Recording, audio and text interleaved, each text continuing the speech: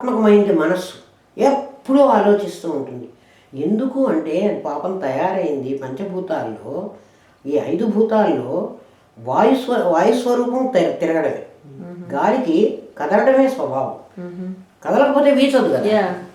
అగ్నికి మండిపోవడం ఎగిసిపోవడమే స్వభావం. అది కదులుతూనే ఉంటుంది. నీళ్ళకి పైనుంచి కిందికి రావడం స్వభావం, అగ్నికి కింది నుంచి పైకి పోవడం స్వభావం.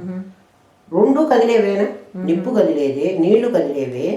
భూమి అసలు 24 hours తిరుగుతుంది. అది అసలు నుంచోదు. పంచభూతాలలో ఆకాశం తప్ప మిగిలిన 4 తిరుగుతున్నవి.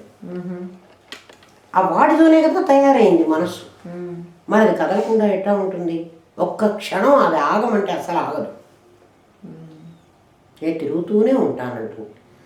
అది దాన్ని తిరగద్దని నువ్వు ఆపలేవు. మనస్సును ఆపు, దాన్ని అరికట్టు అని చెప్పడానికి నీకు వీలు లేదు. నీకేం చెబుతున్నానంటే, నీ శక్తి లేకపోతే, ఇప్పుడు నీ ఆర్క్ బల్బు కనుక వెలగకపోతే నీ ఫిలిం పనిచేయదు. నీ మనస్సు ఆడాలంటే నీ శక్తి సత్తా కావాలి. నువ్వు వెళ్ళి దాని మీద పడి తాదాత్మ్యం చెంది దానికి శక్తి ఇచ్చిందే నీవు. కరెక్ట్. మనస్సు ఇట్లా ఆలోచించడానికి అది వాళ్ళకైతే బాగుంది, నాకు బాగలేదు, వాళ్ళకి అందరికీ అదృష్టం పడుతున్నది, నాకు పట్టడం లేదు, వాళ్ళకి ఎవరికో ఉద్యోగాలు వస్తున్నాయి, నాకు రావట్లేదు, ఈ మాటే చెబుతుంది నీకు. అది ఎప్పుడు ఏం చెబుతుందంటే అసలు నీ మనసు నీకు శత్రువు. బాగా గుర్తుపెట్టుకో. వాళ్ళు నిన్నన్నారు అంటుంది. దాన్ని అన్నారని అనదు. నీవు అంటే ఎవరైనా దాన్ని అడుగు. శరీరాన్ని అన్నారా వాళ్ళు అనలే. వాళ్ళు అన్నారు, అయిపోయింది, నేను మర్చిపోయినాను, ఊరుకోవే అంటే లేదు నిన్నన్నారు ఈ మాట గుర్తు చేస్తుందా? నువ్వు వెళ్ళు వాళ్ళతో కొట్లాడు, వాళ్ళని ఏదైనా అనేసి అనవసరంగా చెప్తుంది. ఎందుకంటే మనోమయ కోసమే. అందుకే ఏమో మనుష్యానం కారణం బంధ మోక్షం అన్నారు. నీ బంధానికి, నీ మోక్షానికి నీ మనస్సే కారణం. అది చాలా సతాయిస్తూ ఉంటుంది. మనస్సు ఎప్పుడు సతాయిస్తుందో నువ్వు మనస్సును అరికట్టు, ఆపు అనే శాస్త్రం చెప్పదు. మనస్సు ఎప్పుడు నిన్ను అట్లా సతాయిస్తోందో వెంటనే మనస్సు నా శక్తి తీసుకొని నువ్వు నా మీద యుద్ధానికి వస్తున్నావు. నా శక్తి ఉపసంహరించుకుంటే నువ్వు లేవు కదా, నువ్వు మాట్లాడలేవు కదా. కాబట్టి నీతో నేను మనోమయ కోశంతో తాదాత్మ్యం చెందను. అహం బ్రహ్మాస్మి, నువ్వు నీ ఇష్టం ఏమన్నా చేసుకోవాలి. ఇంకా మనసు మాట్లాడలేదు. లేకపోతే నిన్ను రకరకాలుగా మాట్లాడు. ఒక్కొక్క దేహంతో చిక్కుకుంటున్నావు నువ్వు. ఆ చిక్కుకోవడాన్ని నువ్వు జాగ్రత్తగా, ముళ్ళ కంచె ఇది 5 ముళ్ళు, 5 పెద్ద ముళ్ళు. నువ్వు చాలా పల్చని బట్టవి దాని మీద పడ్డావు. నీకు చిల్లులు పడకూడదు, నువ్వు జాగ్రత్తగా చిరిగిపోకూడదు, నువ్వు జాగ్రత్తగా బయటికి రావాలి. ఆ ఉపాయమే చెప్తోంది శాస్త్రం, చెబుతుంది.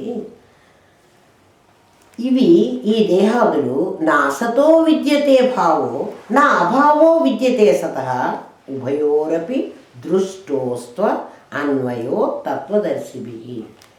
నా అసతో విద్యతే భావో, ఇది అసత్ అందామా, అది దానికి ఉనికి లేదు. ఇది సత్తు. అసత్ అయితే ఉనికి లేదు, ఉండడానికి వీలు లేదు. పోనీ ఉందందామా, అది శాశ్వతత్వం లేదు కదా. శరీరం ఉంది అని ఒప్పుకుందామంటే రేపు ఉంటుందనే నమ్మకం లేదు కదా. అందుకే దీనికి అశ్వత్థం అన్నాడు. అశ్వత్థం అంటే ఏమిటి? స్వ అంటే రేపు, థ అంటే ఉండేది. అశ్వత్థం రేపు ఉంటుందనే నమ్మకం లేనిది. కరెక్ట్. ఇంకా అశ్వత్థం అంటే ఏమిటో అర్థం తెలుసునా? ప్రపంచంలో ఎక్కడా గాలి లేకపోయినా రావి చెట్టు ఏమంటారు మరి, రావి ఆకులు మాత్రం ఎప్పుడు కదులుతూనే ఉంటాయి.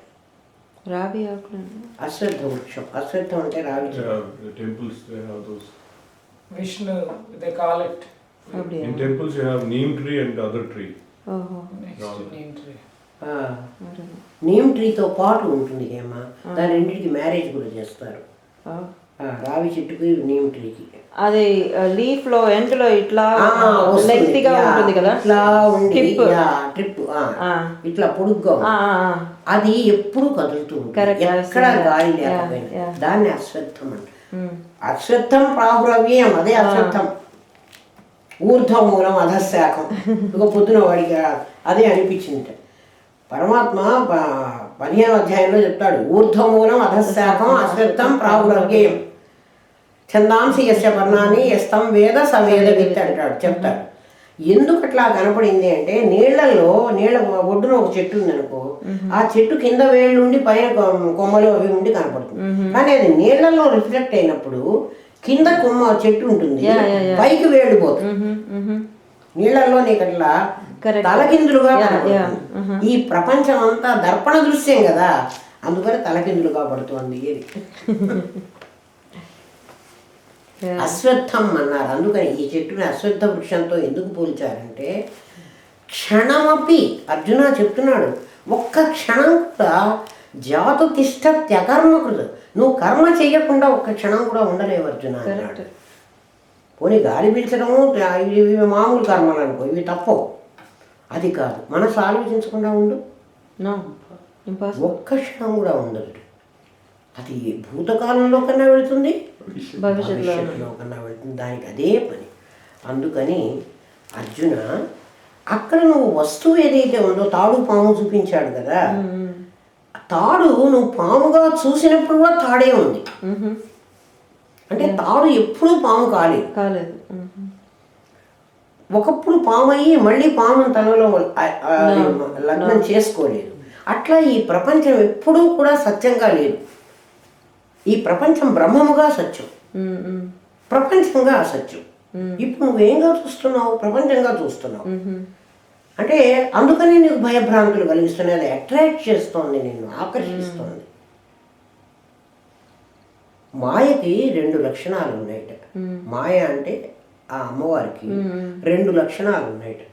ఒకటి ఆవరణ, ఇంకొకటి విక్షేపం. ఉన్నదాన్ని కనపడనీయకుండా చేసేటువంటి శక్తి ఒకటి ఉంది, విక్షేపం అనే ఇంకో శక్తి ఉంది. అంటే వేరుగా కనిపించేటట్టుగా ఉన్న ప్రపంచాన్ని నీకు పరమాత్మగా కనిపించనీయడం లేదు. అక్కడ పరమాత్మే ఉన్నాడు, నీకు అది ప్రపంచంగా కనిపిస్తోంది. ఆ పరమాత్మే ఉన్నాడని మీరెట్లా చెప్తారు అన్నారు. నువ్వు ఆలోచించి చూస్తే మొత్తం పరమాత్మ తప్ప ఇంకేం లేవు. ఏమున్నది అంటే, ఏ వస్తువు అన్నా తీసుకో, ఆ వస్తువు 5 భూతాలతో తయారైంది. పంచభూతాలు లేకుండా ఏ వస్తువు లేదు. ఈ పంచభూతాలతో ఒక తలుపే తీసుకుందాం మనం. తలుపు ఏమనగానే నువ్వు చెక్క అంటావు, లేకపోతే గ్లాసు అంటావు, అంతే కదా. ఇవి 2 ఎక్కడి నుంచి వచ్చినాయి? భూమిలో నుంచి వచ్చినాయి. కాబట్టి అది పృథ్వీ తత్వమేనా? పృథ్వీ యాజ్ ఇట్ ఈజ్ తలుపు అయిపోయిందా? కాలేదు. ఆ చెక్కని వాడు కోసేటప్పుడు దానికి నీళ్ళు పెట్టి కోస్తాడు కదా. గ్లాసుని కోసేటప్పుడు, చెక్కని కోసేటప్పుడు కూడా సమంగా తరగాలంటే అది అట్లా కోస్తాడు సామిల్లో. చెక్కని కట్ చేసేటప్పుడు టైల్ కదా అట్లా చేస్తారు, టైల్ కూడా అంటే ఎట్లా పగిలిపోకుండా చెక్కని కూడా అట్లాగే కోస్తారు.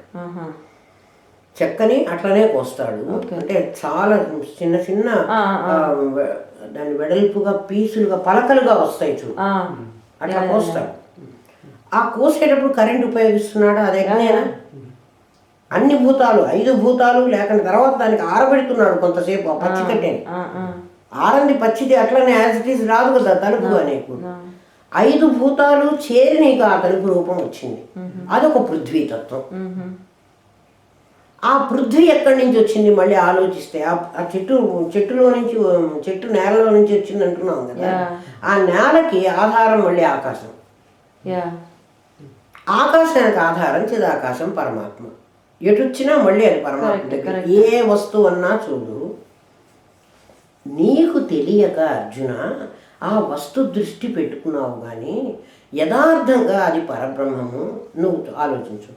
ఇది బంగారు గాజు ఉంగరం అంటున్నావు, ఇది పట్టు చీర అంటున్నావు చూడు, అది గాజు గ్లాసు అంటున్నావు.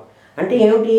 అసత్తైనటువంటి గ్లాసు, సత్తైనటువంటి గాజు, సత్తైనటువంటి బంగారం, అసత్తైనటువంటి గొలుసు.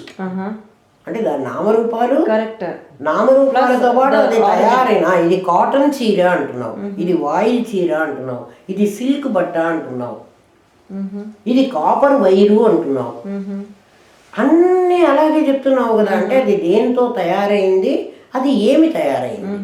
మనిషి ఒక్కడికి చెబుతున్నావా? అట్లా చెప్పు. ప్లాస్టిక్ గ్లాసు అన్నట్టుగా గాజు గ్లాసు, చెక్క బెంచి, ఆహా. అన్నిటికీ అది తయారైన వస్తువుని చెప్తున్నావు. అంటే అది నామరూపం కాకముందు దాని మొదటి రూపం నువ్వు చెప్పావు, నామరూపాలు ధరించాక చెప్పావు.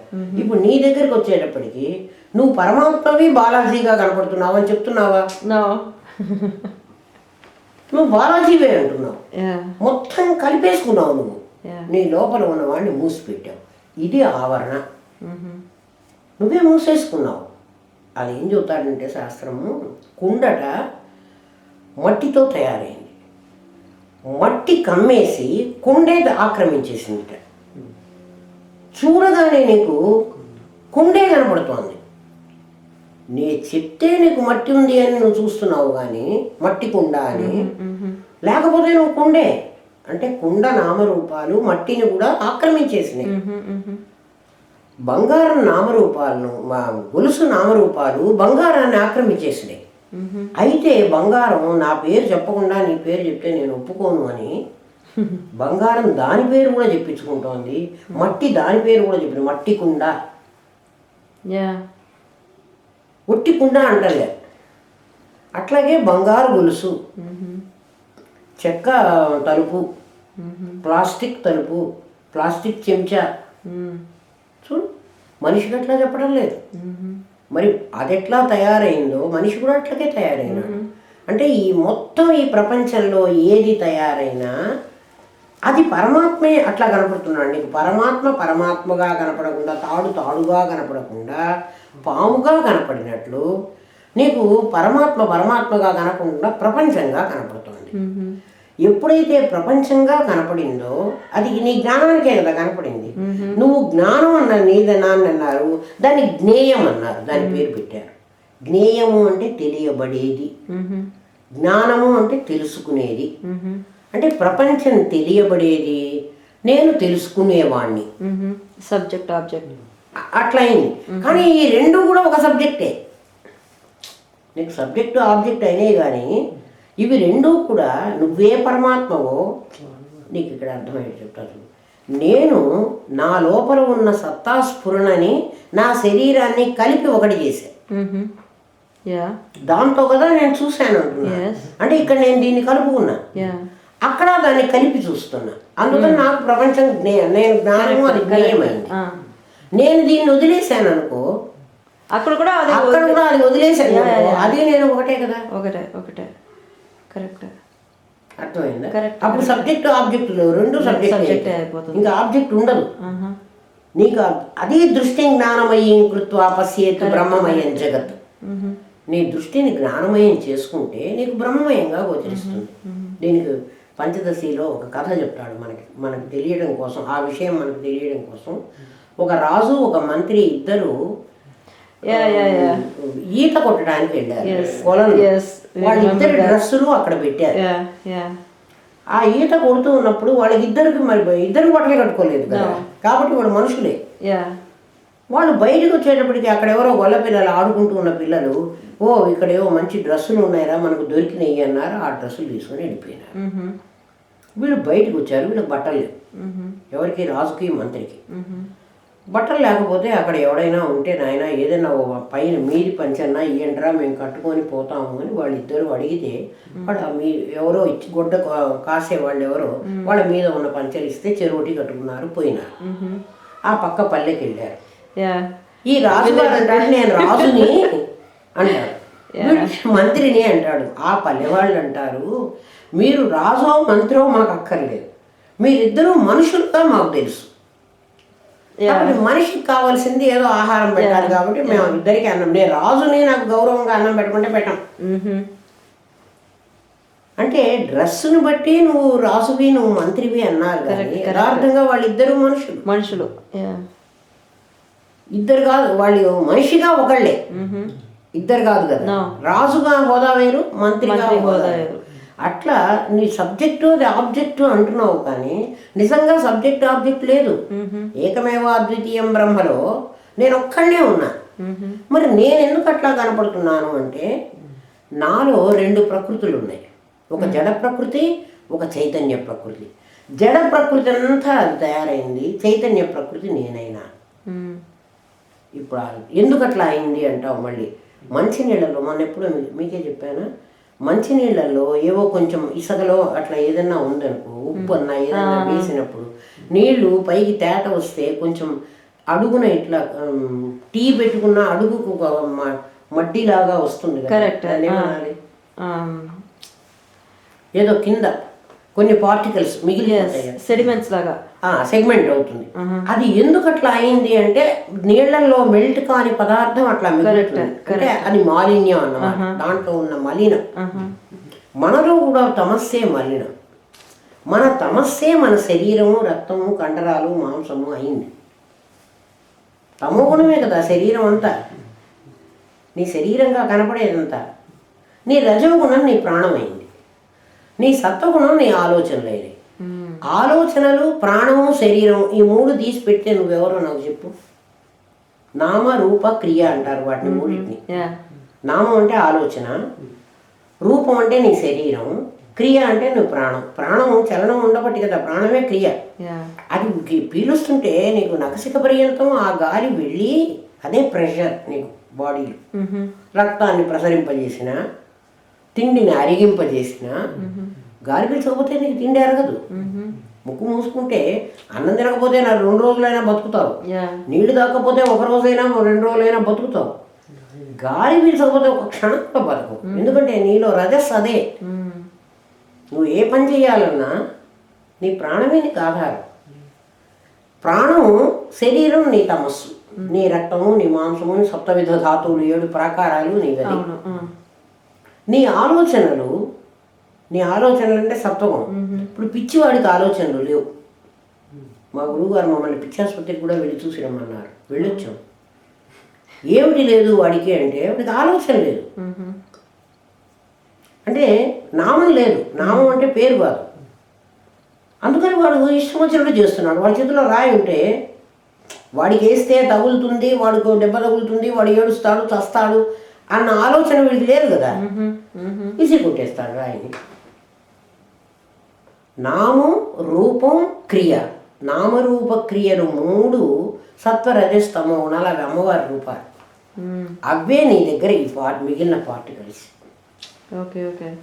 మెల్ట్ అయిపోయిన భాగం ఏది అంటే, బాగా నీళ్ళల్లో మలినాలు లేకుండా కరిగిపోయిన భాగం ఏది అంటే నీ జ్ఞానమే. నీ జ్ఞానం వీటిలో కలవలే చూడు. Correct correct. జ్ఞానం వీటిలో కలిగితే దీనికి కూడా జ్ఞానం ఉండేది, దీనికి లేదు కదా. ఇది మొద్దు, నేను ఎట్లా చెబితే అట్లా వింటున్నది. నా శరీరం ఆలోచించు, నేను ఎట్లా చెబితే అట్లా వింటుంది. నేను కూర్చోంటే కూర్చుంటుంది, వద్దులే పడుకో అంటే పడుకుంటుంది. ఇష్టం వస్తే మనం ఎన్ని గంటలైనా అట్లే కూర్చుంటాం కదా. శరీరం నీకేం చెప్పట్లేదు కదా. మహా చెబితే ఏం చెబుతుందంటే నాకు నడుము నొప్పి అవుతోంది అంటే ఎముక నొప్పి అని చెబుతోంది.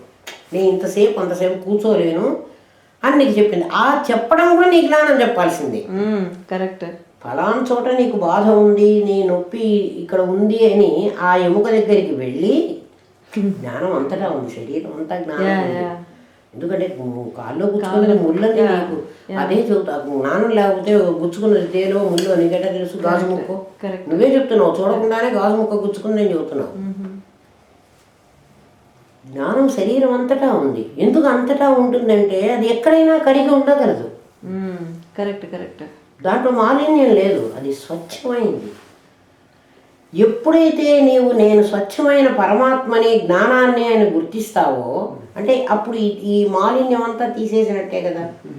ఎదుటి ప్రపంచంలో కూడా అదే కదా ఉంది, అది మాలిన్యమే కదా, పంచభూతాలు అయింది. ఆ 2 కలవడానికి నీకు కష్టమేముంది? ఒక డిస్టిల్ వాటర్ని ఇంకో డిస్టిల్ వాటర్లో పోస్తే 2 కలిసి ఒకటే వాటర్ అవుతుంది. శాస్త్రం ఏమంటుందంటే 2 చెరువుల్లో స్వచ్ఛమైన నీరు ఉంది, కట్టలు అడ్డం ఉన్నాయి, కట్ట తీసేసావనుకో మిక్స్, అవి సేమ్ వాటర్, ఇది సేమ్ వాటర్, 2 కలవడానికి నీకు కష్టమేముంది? కాబట్టి నువ్వు నేను వేరు, ప్రపంచం వేరు అంటున్నావే, వేరు అనేటువంటి బార్డర్స్ నువ్వు పెట్టుకున్నావు. ఈ బాడీతో కలిసి దీంతో చేరి నువ్వు నేను వేరు అనేటువంటి భావం పెట్టుకున్నావు, నేను లిమిటెడ్ అని. నానా ఛిద్ర ఘటోదర స్థిత మహాదీపంలాగా నిన్న చెప్పుకున్నామే.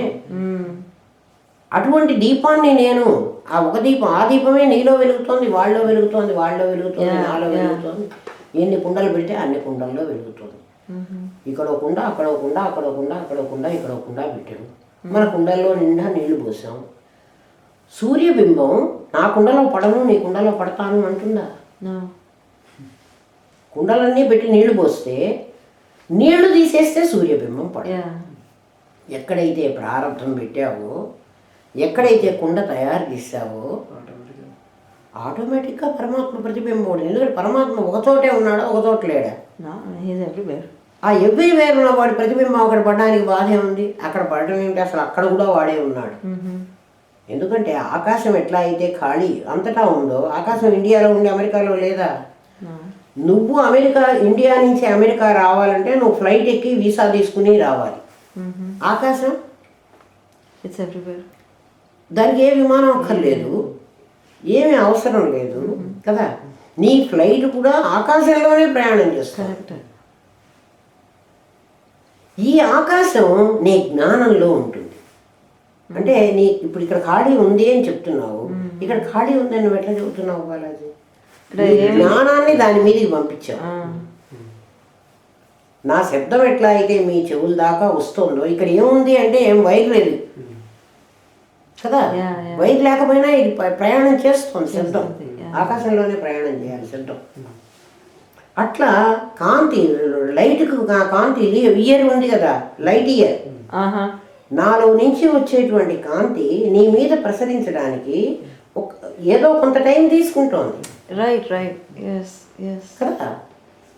ఈ ఆకాశంలో నుంచి ఆకాశం ఇట్లా శబ్దాన్ని, దృశ్యాన్ని అన్నిటినీ ఎట్లా రప్పించుకుంటోందంటే అది నిర్మాలిన్యంగా ఉంది. ఇంకా పొగ వస్తుందా? ఏమో ఇంకా ఉందా? ఓ దీపం కొండెక్కింది. అర్థమైందా? కాబట్టి నాలో ఉన్న చైతన్యం, నాలో నుంచి శబ్దం ఎట్లా నీ దగ్గరికి వస్తుందో, నాలో నుంచి దృశ్యం ఎట్లా నీ దగ్గరికి వస్తుందో, నాలో నుంచి చైతన్యం కూడా అట్లాగే వస్తుంది. వచ్చి దేంతో కలుస్తుంది అంటే అక్కడ జడం ఉన్నా దాన్ని గుర్తిస్తుంది. హిమాలయ పర్వతాలని నా చైతన్యం గుర్తించింది. అంటే హిమాలయ పర్వతాలని నా చైతన్యం ఆవరించింది. అప్పుడు హిమాలయ పర్వతం నా లోపలికి వచ్చింది. అంతే కదా. ఇప్పుడు నాకు కనపడుతోంది అంటే నయాగరా నీకు కనపడుతోంది అంటే నయాగరా ఇప్పుడు నీ లోపలికి రావాలి. ఏదైతే లోపలికి వస్తున్నదో అది ఆభాస అని గుర్తించు. పరమాత్మ లోపలికి రాడు. పరమాత్మ అంతటా ఉంటాడు. నయాగరా వచ్చినట్టుగా హిమాలయ పర్వతం నీ లోపలికి వచ్చినట్టుగా పరమాత్మ రాడు. ఎందుకని? వాడికి రావడానికి లేదు. అక్కడ ఉన్నాడు, ఇక్కడ ఉన్నాడు. అంతర్బహిష్యత సర్వం వ్యాప్య నారాయణ స్థిత అన్నప్పుడు వాడు అక్కడికి ఇక్కడికి ఎట్లా వస్తాడు? కాబట్టి ఈ ప్రపంచం ఉందంటావా అర్జున? ఇది సత్ అంటావా? పారమార్థిక సత్తా ఒప్పుకో. ఆభాసగా ఉంది అని ఒప్పుకో. కళగా ఉంది, దాని పేరు కళ అంటారు. సర్వమున్నతని దివ్య కళామయమంచు విష్ణునందులము నుంచి ప్రహ్లాదుడు హిరణ్యకశిపుడికి చెప్తాడు, నువ్వు ప్రపంచం అంతా చూస్తున్నావంటే పరమాత్మ యొక్క కళ ఇదంతా అని చూడు. ఆయన కళట ఇది, ఆయన విభూతి అని చూడు. ఆయన విభూతి అన్న కళ. ఆల్మోస్ట్ కళ అంటే డ్రీమ్ కాదు, కళ. అది కళ. అది ఇది కలై, తమిళ్లో కలై. కళ అంటే కలై అంటే మీరు కళ అని చెప్తారు కదా, అది తమిళ్లో కలై. ఓహో, కళ కాదు, కళ కాదు, డ్రీమ్ కాదు. తమిళ్లో డ్రీమ్ కు అది కళ, కళ అని చెప్పము. డ్రీమ్ కు స్వప్నం, కనవు అని చెప్తాను. అది ఇప్పుడు కాదు ఏమో. ఒక పువ్వును చూసావనుకో, అట్లాంటి పువ్వును నువ్వు తయారు చేయలేవు. నువ్వు ఏ మెటీరియల్తో అన్నది అది పువ్వులాగా ఉంటుంది. కానీ దీంట్లో ఉన్న స్మూత్నెస్, దీంట్లో ఉన్న స్మెల్, నువ్వు ఇంకా ఏమన్నా సెంట్స్ కూడా వెయ్యి. ఒక పేపర్ ఫ్లవర్ తయారు చేసి నువ్వు పట్టుకోగానే నీ కళ్ళతో చూడక్కర్లే, నీకు వెంటనే ఇది ఒరిజినలా ఇది ఆర్టిఫిషియల్ అని తెలుస్తుంది కదా. ఆ ఒరిజినల్ ఫ్లవర్ చూడగానే ఆ భగవంతుడి కళ అందులో కనపడుతుంది. ఆహా, ఎంత ఆర్టిస్ట్ అందామా వాడిని. అంతే కదా. యా యా ఇది తయారు చేసిన వాడు ఈ ప్రపంచం అంతా వాడి ఆర్టిస్టిక్ ఆర్ట్ వాడి ఆర్ట్ అంటే ఆ ఆర్ట్తో చేసింది அந்த அது என்னப்பா சொல்லுவாது కదా. నువ్వు వేరు, నీ ఆర్ట్తో నువ్వు తయారు చేసిన బొమ్మ వేరు, అందులో నీ స్కిల్ఫుల్ లేబర్ కనపడుతుంది నాకు. దాన్ని ఏమంటారు మరి? అదే స్కిల్లే. ఆ స్కిల్లే ఒక్క స్కిల్లే కాదు హేమ, నీ కారీగరి. In Hindi the word is కారీగరి. నీ దాన్ని ఎట్లా చెప్పను నేను, పరమాత్మ యొక్క విభూతి, సంస్కృతంలో అయితే విభూతి, క్రియేషనా, అతని నేర్పరితనం. తమిళ్లో ఏమి రావట్లేదు తెలియదు, but I can understand whatever. Skilfulness అని అంటారు వాడు అంటే అంత చక్కగా బేసిక్గా స్కిల్. నేర్పరితనం అంటే ఇంకా విశిష్టమైన స్కిల్. అది మామూలు వాడు ఎవడు చేయలేని పని. అంటే ఎవ్వడు మనిషి చేయలేడు, ఒక్క పరమాత్మ ఒక్కడే చేయగలడు. చూడు, మనిషి అయితే నువ్వు ఒక రోజుకి ఎన్ని పువ్వులకు నువ్వు రంగు వేయగలవు కదా. ఎన్ని పువ్వులకు వేయగలవు? మహా అయితే 24 hours నువ్వు కూర్చుంటే ఒక 1000 flowers కలర్ వేయగలవు. అది కూడా మొదటి పువ్వుకి వేసినట్టు రెండో పువ్వుకి వేయలేవు, రెండో దానికి వేసినట్టు మూడో దానికి వేయలేవు కదా. చివరికి 1000 దానికి వేసేటప్పటికి ఇంకా అలిసిపోయి ఏదో చాలు రంగులో ముంచి అక్కడ పెడతాం. పరమాత్మ రోజు ఎన్ని వేల పువ్వులకి రంగులు వేస్తున్నాడు.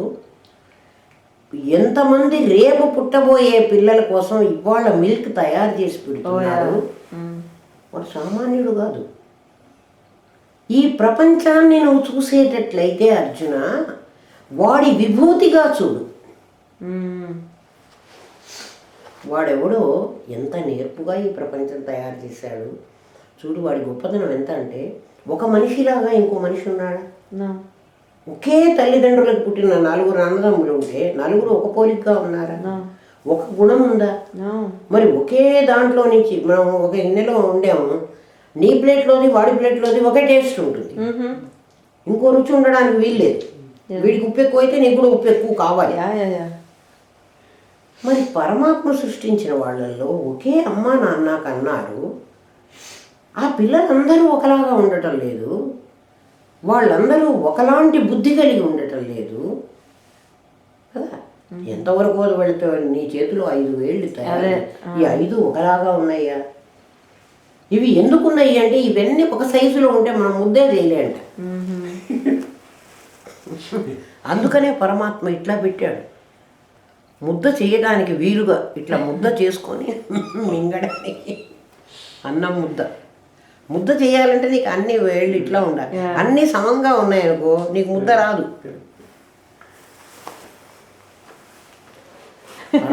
అదే ఆయన కళ ఇది అని చెప్తున్నా. క్రియేటివిటీ కాదు, స్కిల్. Intricate creation. నువ్వు దానికి ఇంగ్లీష్లో ఏం చెప్తావు? Highly skilled. ఆ స్కిల్ కూడా not normal skill. Normal skill గలవాడు ఒక వస్తువుని ఒకలాగా తయారు చేస్తాడు అంతే. ఇన్నిటినీ రేపుతాడు. ఇప్పుడు చూడు, అవన్నీ మోడ్లు అయిపోయినాయిగా, చెట్లన్నీ మోడులు కదా, వాటి అన్నిటికీ ఒక్కసారి స్ప్రింగ్ వస్తుంది. ఒక్కసారి అవన్నీ ఆకులు, ఒక ఆకు కాదు, ఒక్కొక్క చెట్టుకి thousands of leaves వస్తున్నాయి కదా, మనమే చూస్తున్నాం. మరి ఆ సృష్టి అది అంత చేయడం నీకు నాకు